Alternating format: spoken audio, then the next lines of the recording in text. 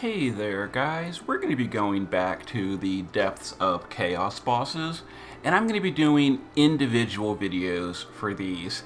In my first video, I tried to fit all 6 bosses, including the alternate clears. It was more like 12 different teams to get all the missions done.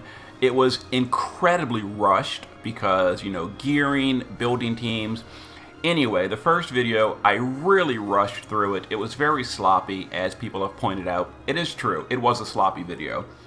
So now we're going to be going back and we're going to be doing individual videos for these, which I honestly should have done from the very start. Anyway, we're going to start with Dark Phycodurus, which was requested, and we're going to be showing the Evocation party for this one, and we're going to do it in 5 turns. Now, for the friend, there's a few options you can go with. We're going to be using Chow. You could also use like Tyvis or Roka, the Void Mage, or the Deity of War Tyvis. You could even get it done with things like Dragon Lord Roos or Bewitching Warrior Yish. But we're going to be going with a water team because I feel like the water one is the most budget option to do it. So for our party, extremely budget. So we're going to be using Nicole and Lena, very, very old Neovision units. We're going to be using Dark Buffin, who is a completely free unit from Dark Vision's tickets. We're going to be using Axstar and Seymour, who are like 4 and 5 star units. You can unit of choice. So our party, about as budget as it gets. Let's get in here and give it a go. And I'm going to explain the boss step by step. We're not going to rush through this video. So for this boss, the boss is going to start off with an ambush that applies a 250 imperil to water, wind, and earth. Now, all the attacks the boss does, except for like 1 or 2, are those elements. So you really want to get rid of that imperil if you can. There's a few ways to do this. You can, if you're using like Tsukiko, you can just use her on-demand cure. You can use things like the Dispelga trick, or the Bushido Freedom on your own party. You can use something like Angeal's TMR to dispel everything.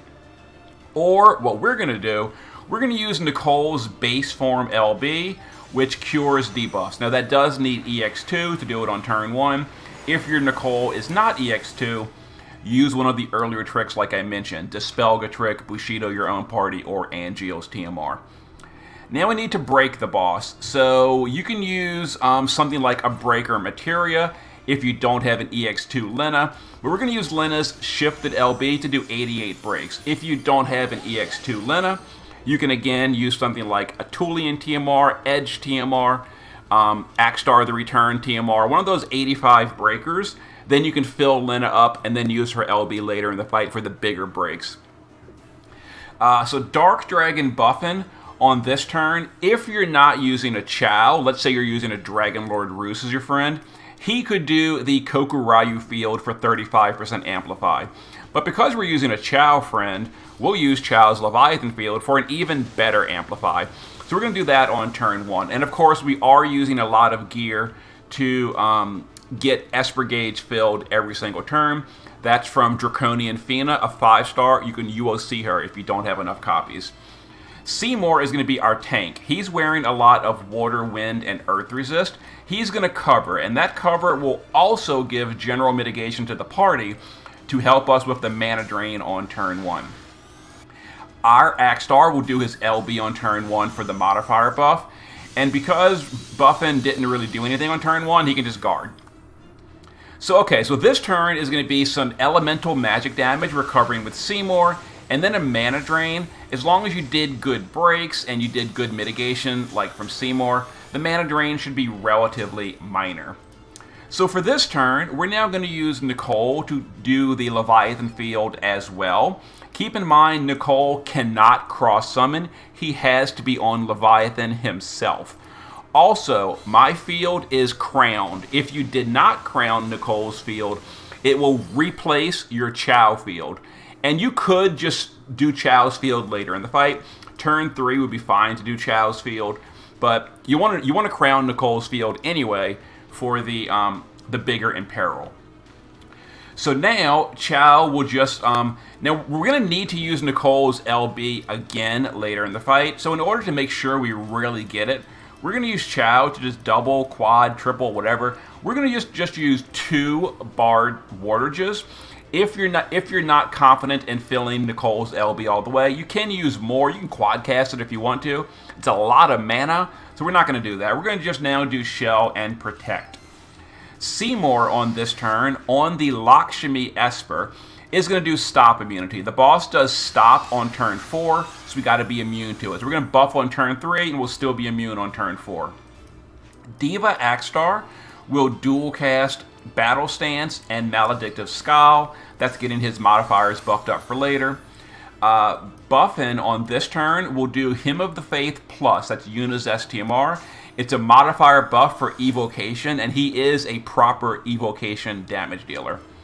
And then Lena, not much else to do for the rest of the fight, so just to cut down on damage, we're going to just Mirage the party every turn for the rest of the encounter. So you could either use Thousand Needles or get fancy and do it from Garuda with Dazzling Feather. And again, if you didn't use Lena's LB on turn 1, you had the use a Breaker Materia on turn 2, use Lena's LB fill skill, and then on turn 3, use Lena's LB. Because we didn't need to do that, she'll just Mirage again on turn 3. So this turn, we're going to use the SLB of Axstar for the modifier buff, the SLB of Seymour for the bigger mitigation. That increases the mitigation to 60%. Still not a ton, but it's better than the 50 we had previously. Now, if they're not EX3, again, buy their shards from the green Trust Coin shop. Not Trust, the EX Coin shop. You can get them EX3 basically free. So Nicole on this turn is going to shift. We're going to triple cast. We're going to True Water Infusion. That's for the Water Imbue. We're going to use Flood. And we're going to use a... Okay, let me explain real quick. Hold on real quick. Okay, so what we're going to do. We're going to do True Water Infusion. We're going to do the Big Amplify on Axstar. Now, if your Nicole is EX3, you would also use Aquatic Slayer. We're not using an EX3 Nicole, so we're not going to... I mean, we are using it, but you may not have that, so we're not going to use that. But if you do have EX3 Nicole, use Aquatic Slayer. But because we're going to assume you're only EX2, we're going to go ahead and just use Flood to imperil the boss this turn. Now, our Dark Dragon Buffin is going to triple this turn. Now, we did get breaks on the party. There's a few ways to deal with the breaks. You can ignore them, which is fine, honestly speaking. You could also use something like Paws of Prosperity, which is a limited item. Or you can use what we're going to do, Dark Dragon Buffin, who has this skill in his kit, Tyrannical Appeasement. It's a single target break cure.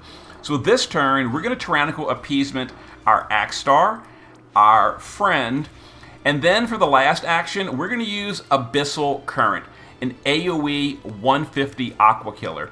Now, if you had used Nicole's Aqua Killer instead, then Buffin would do the Flood for the Imperil. But because we're going to use the cheaper way, we're going to Abyssal Current with Buffin. And now, Chow, on this turn, look at your Nicole's LB. Next turn, we have to LB Nicole. If Nicole is very, very low, you might want to use Chow to like triple or quad cast some Bar Warderja to fill up Nicole. I do know that my Nicole was using Call of the Wild and 12 LB per turn, so I'm confident he's going to fill his LB gauge right there, so we can just guard Chow and save mana.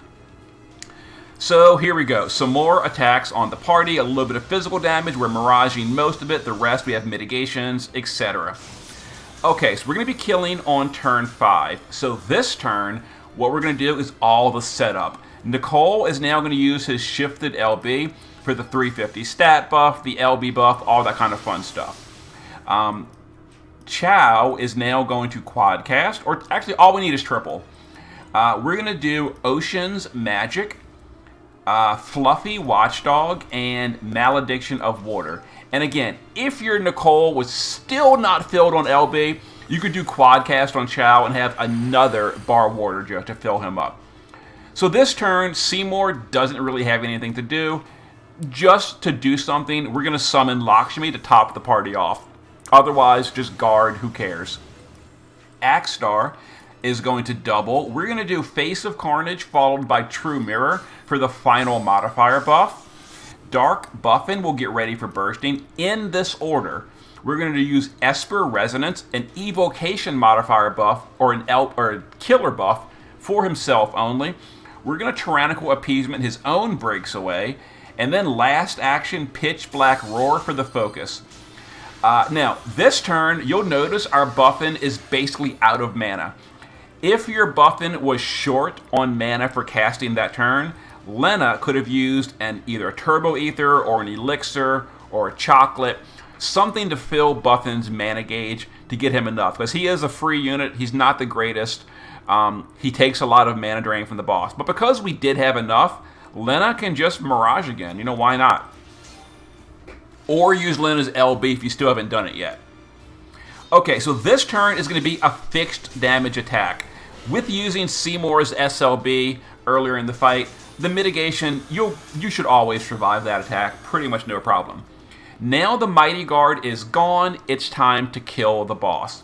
So what we're going to do, Chow is going to SLB, that's Extreme Nova. We're going to use Seymour to support chain with him. You could either use one of those limited materias like Lightning Fast Legend, or the other one, I forget what it's called.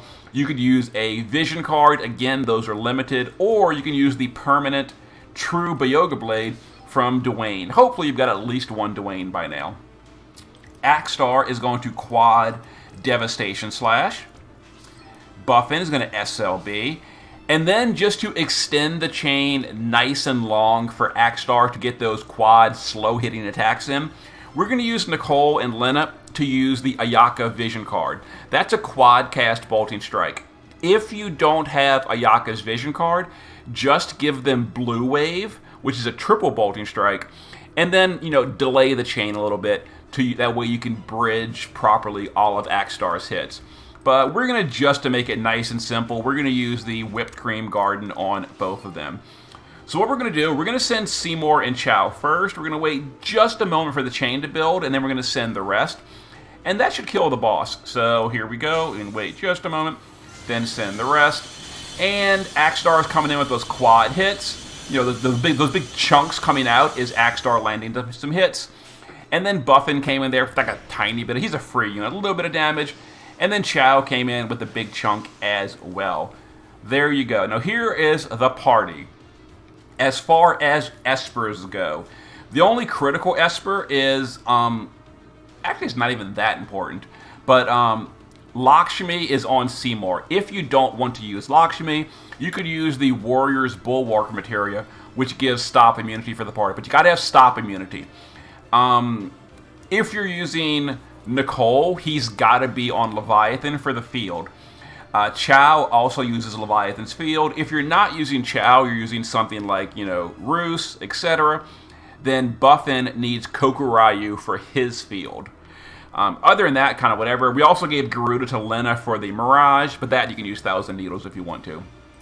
As far as the gear, Nicole is using mana reduction as well as LB fill in things like Call of the Wild and Dragon's Brush. Also a lot of Behemoth Synergy. We have 5 copies of Behemoth Synergy spread across the party. That way we guarantee fill the Esper gauge every single turn, because a lot of this party uses the Esper gauge. And then we gave Sweet Friendship card just for the easy quad cast chaining. If you don't have this, Blue Wave is fine. Just swap out one of these materials for Blue Wave and readjust the gearing. We also gave the party a decent chunk of Water, Wind, and Earth Resist, if you can fit it. You honestly don't even really need it. The DPS are not using any, so you don't need it. It just helps a little bit. Lena is using a little bit of Evasion, just again for reduced damage taken. The damage taken is not that big a deal. Some resistances. This is an option to Spellforce to get rid of the boss's breaks or imperils. We didn't use it, but, as an example. Blue Wave, again, we didn't use it, but an example. And then Sweet Friendship. Dark Dragon Buffin. He's a free unit. He's not that good, but he is our budget leader. He is a 300% evocation leader, so he's the best leader on a budget party. Now, if you've got something like Void Mage Roka or Deity of War Typhus, obviously their 750 leader skill is dramatically better. If you're using your own Chow, make him the leader. Stuff like that. You get the idea. You could also use Roos or Yish. They're either 5 or 600 liters for themselves. But there you go. So we gave him some Clash gear, some Evocation damage, Yuna's necklace, a lot of true dual wield for obvious reasons. He's honestly speaking, not even a true dual wield unit because he doesn't have the 6 times cap. He's a janky unit, but whatever. And then we gave him the freebie water card. Axstar is using the Dark Radiance Katana. If you don't have that, his own STMR is a close second place. A lot of Clash gear, chain cap up, a lot of Aqua Killer. He's maxed on all the Aqua Killers. Then we gave him an Ice card. This one is from a premium unit, so I guess technically speaking, this is not entirely budget. Just give him the best card you can. It'll be fine. Seymour is using decent water, wind, and earth resist. We gave him Renegade so that he can support chain. Other than that, whatever. A little bit of Esper Fill with Behemoth synergy. And then we gave him a bulk card. I mean, the tanking damage is so easy here. And then here's the Friend Chow, kind of a generic gear, but he does have some Aqua Killer equipped, so that's very helpful. I think he's capped on Aqua anyway if he's on Leviathan. I don't know for sure. But in any case, we grabbed ourselves a nice Chow. And we did 6 billion damage. We only needed 5, so we overkilled by 20%.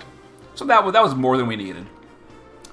So there was a Overexplained budget run on the Dark Fickin something or other, and that's the Evocation party. I forget what the other party is, but it shouldn't be too hard. And as you can see, even if we didn't have a Chow friend, an Axstar friend would have been fine as well. Our Axstar did 2,700 or 2.7 million. The Chow did 2.7 million. Basically the same damage there. If you have an Axstar friend, he can carry it with your own Axstar. You would want a good Amplify. So if you own it, maybe give, like Nicole, a Amplify card or something. That way he can use the card on turn 3. You would have to adjust the team. You get the idea. You could also use like Void Mage Roke and all this stuff. There's a lot of options for Evocation. I've listed most of the good ones. And the other one, I don't know if I use anything right now. I think the other category is like Gathering, in which case just use Richt. I think. I forget. I don't want to use. I don't want to use an energy potion. Anyway, there's the Overexplained, very cheap Dark Phycodurus run. I will do some of the other ones either tonight or later this week. Give me something to work on. Anyway, request in the comments what's the one giving you the most problems, and that's the one I'll go to next. Anyway, see you in a bit.